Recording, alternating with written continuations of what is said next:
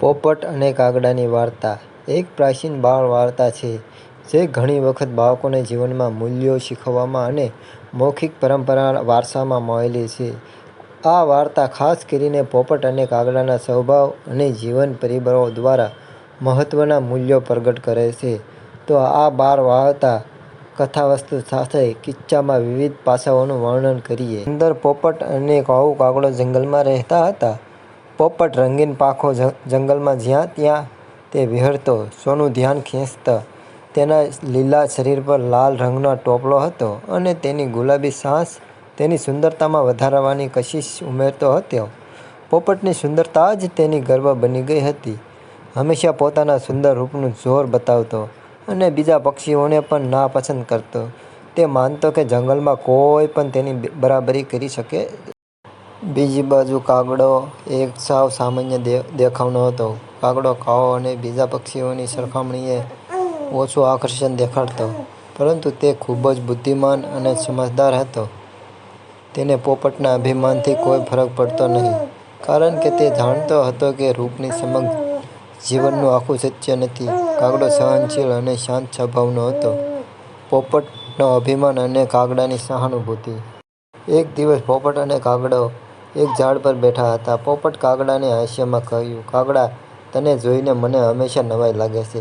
તું કેટલો કાળો અને નીરવ છે, જ્યારે હું કેટલો સુંદર છું. જંગલમાં તારા જેવા કાળા કાગડા ક્યાં કોઈ ગમે?" કાગડો આટલું સાંભળીને હળવેથી હસતો રહ્યો. તે જાણતો હતો કે પોપટનું અભિમાન તેના પોતાના પડકારો લાવશે. તેથી કાગડાએ શાંતિથી કહ્યું, "સુંદરતા હંમેશા સત્ય નથી. જીવનમાં ઘણી વાર બુદ્ધિ અને સમજદાર વધુ મહત્વની હોય છે." પરંતુ પોપટ કાગડાની વાત સાંભળવા તૈયાર ન હતો. તે હસ્યો અને પોતાનો ઉદ્દેશ્ય પૂરો કર્યો, "તું બોલતો શું જ રહ્યો છે? જીવનમાં સૌપ્રથમ રૂપ છે મારો આ રંગ, આ પાંખો અને આ સાંસ જોઈએ છે?" જંગલમાં પડેલું તોફાન. કાળ વીતી ગયો. પોપટ હંમેશા પોતાને શ્રેષ્ઠ ગણે અને બીજા પક્ષીઓને ઓછી નજરે જોવે. એક દિવસ જંગલમાં એક ભયાનક તોફાન આવ્યું. મોર પાંખો ફેલાવીને છુપાઈ ગયો. ધન ચીડી વૃક્ષોની ઊંચી ડાળીઓ પર જઈ બેઠી. પ્રયત્ન કરતા કાગડો પણ એક મજબૂત ઝાડ પર જઈ બેઠો, જ્યાંથી તે સુરક્ષિત હતો.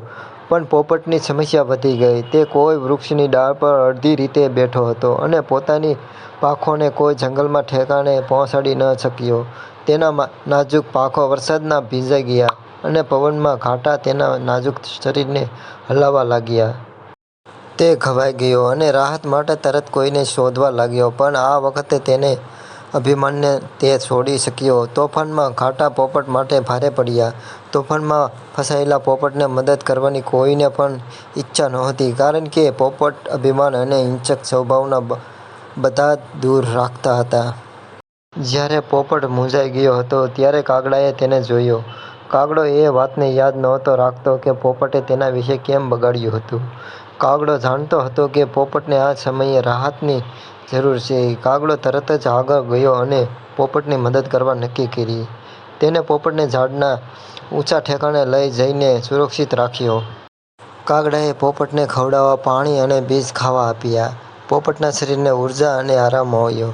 પોપટે કાગડાની મદદ જોઈને આભાર માન્યો અને સમજ્યો કે જીવનમાં ક્યારેય સૌંદર્યના બદલે ભાવનાત્મક બળ અને દયાળુતાનું મહત્વ વધારે હોય છે.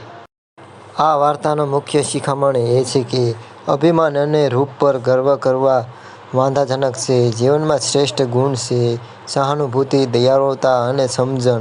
કાગડાએ પોપટની આકર્ષક દેખાવને બગાડી ન હતી, પણ તેની મદદ કરી. પોપટે કાગડાની બુદ્ધિ અને દયાળુતાનો સાર સમજ્યો. સમાજમાં પણ આ વાર્તાનું મહત્વ છે. આ વાર્તા અમને શીખવે છે કે વ્યક્તિની બહારની સુંદરતાને બદલે તેની અંદર રહેલા ગુણ મહત્વના છે.